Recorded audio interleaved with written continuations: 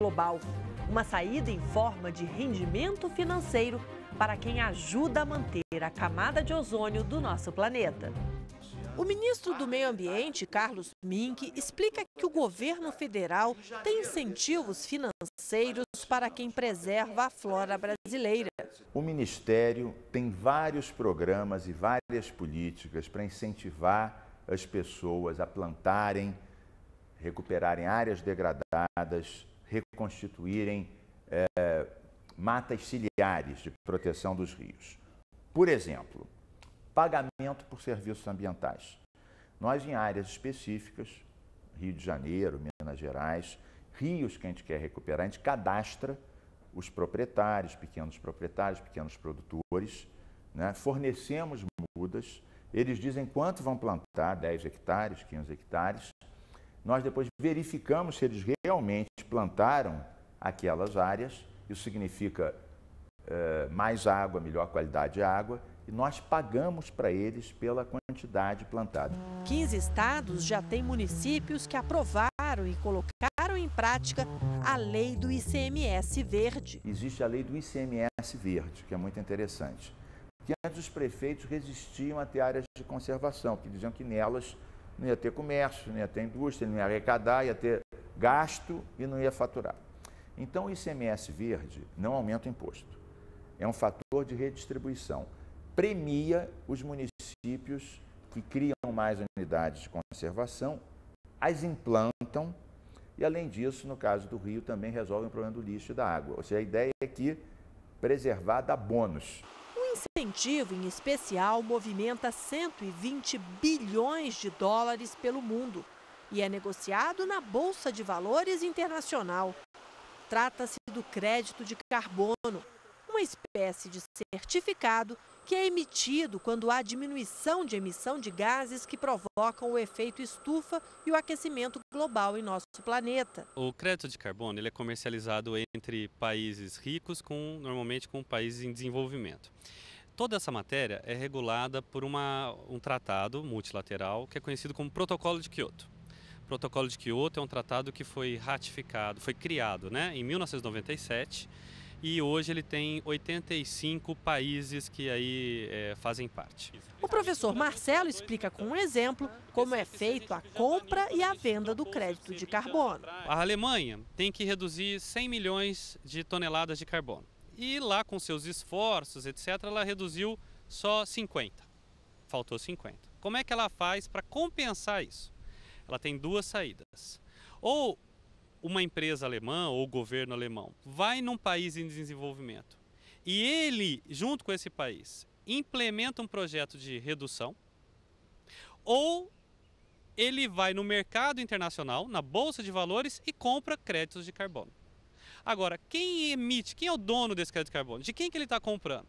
De alguém que fez um projetinho em algum país e aprovou redução desses gases do efeito estufa. O Brasil ocupa o 3º lugar no mundo em número de atividades ligadas ao crédito de carbono. São 438 iniciativas que geram 6 bilhões de dólares anualmente.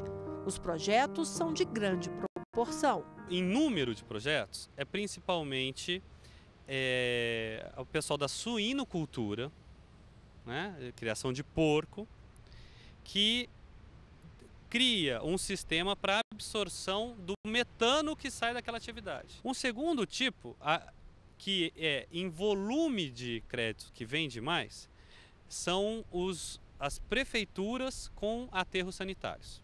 Transformar um lixão em aterro sanitário, também para capturar metano. E a terceira atividade que também vende muito crédito de carbono são as usinas de cana-de-açúcar, que ao invés de queimar o bagaço da cana, eles transformam esse bagaço em energia.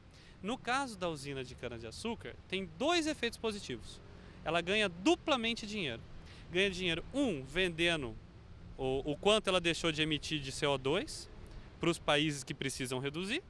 E 2, a energia elétrica que ela gera, ela vende para a rede brasileira de energia elétrica. Para o projeto estar vinculado ao crédito de carbono, uma empresa ou uma prefeitura precisa passar por 7 etapas, entre auditorias para que o projeto siga padrões internacionais, aprovação do Ministério da Ciência e da Tecnologia e a liberação da Organização das Nações Unidas, a ONU. Cada tonelada economizada de gás poluente significa uma unidade de redução de emissões. Esta unidade é a moeda negociada entre os países. A cada ano, o projeto precisa ser fiscalizado. Depois que a atividade dele está funcionando, um ano depois, e todo ano, alguém tem que vir auditar se o projeto dele está funcionando como previsto. Reduziu 500 mil toneladas, vai estar lá a auditoria, ele reduziu 500 mil toneladas. Aí ele pede para a ONU gerar para ele crédito de 500 mil toneladas, vai ter 500 mil RCS, essas reduções certificadas de emissões. O que ele faz com esse 500 mil RCS? Ele vende para quem queira comprar. Em Brasília, o lixão, que hoje funciona de forma irregular, poderá utilizar essa moeda verde. O edital de licitação lançado para a construção de um aterro sanitário prevê a possibilidade da empresa concessionária ganhar dinheiro com a venda de créditos de carbono. A empresa que ganhar a licitação terá concessão dessa central de tratamento de resíduos sólidos.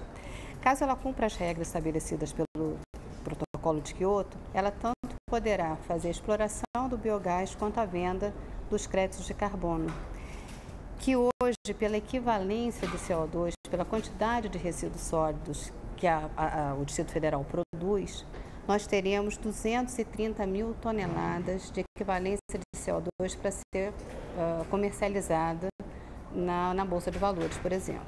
Só que o lucro desses créditos de carbono não será apenas da empresa. 70% do valor do crédito de carbono é da empresa, porém 30% vem para o GDF, para o concedente. E o poder concedente usará esses recursos para o Fundo Único de Meio Ambiente, que é o FUNAM. Então, parte desses recursos servirão para fomentar projetos na área de meio ambiente, que serão propostos, inclusive, pela sociedade. A Secretaria de Desenvolvimento Urbano e Meio Ambiente do Distrito Federal já fez até um levantamento de quanto poderá conseguir com a venda desses créditos. Levando em consideração que no Distrito Federal são recolhidas 55 mil toneladas por mês de resíduos sólidos, fazendo uma projeção para daqui a 10 anos, nós teríamos como fonte de recursos 50 milhões de reais ao longo desses 10 anos. E no próximo bloco nós vamos falar do Fundo Nacional do Meio Ambiente. E também de instituições bancárias que oferecem linha de financiamento voltada para a preservação ambiental. E não se esqueça, se você quer enviar alguma sugestão para o nosso programa, anote o nosso endereço eletrônico. É o repórter.justiça@stf.jus.br. A gente volta já.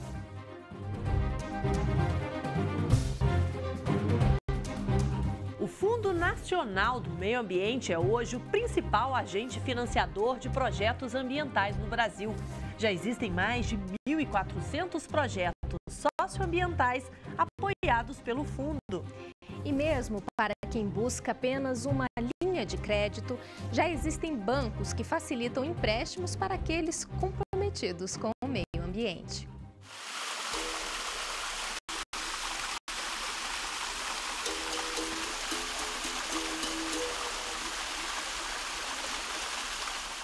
O Fundo Nacional do Meio Ambiente é um órgão do Ministério do Meio Ambiente criado por lei que busca descentralizar as ações de preservação e de recuperação da qualidade ambiental no país. Por meio de apoio financeiro, anualmente o fundo realiza a seleção de projetos voltados para o uso sustentável dos recursos naturais. Esse dinheiro ele vem basicamente do Tesouro Nacional. Em outras oportunidades, o Fundo Nacional do Meio Ambiente já operou com recursos de doações, por exemplo, do governo holandês. Nós já operamos também com recursos de empréstimos do BID, mas atualmente a nossa fonte principal de recursos é o Tesouro Nacional. Os projetos eles podem ser apresentados por instituições públicas e por instituições privadas sem fins lucrativos. As inscrições acontecem entre os meses de outubro e novembro e os valores repassados podem chegar até R$300 mil. Esses projetos que serão elaborados em 2010 E também a nossa intenção é manter o prazo de apresentação de 1º de outubro a 30 de novembro. Eles vão manter o mesmo rito. Então, de 1º de outubro a 30 de novembro, a sociedade apresenta esses projetos. De novembro até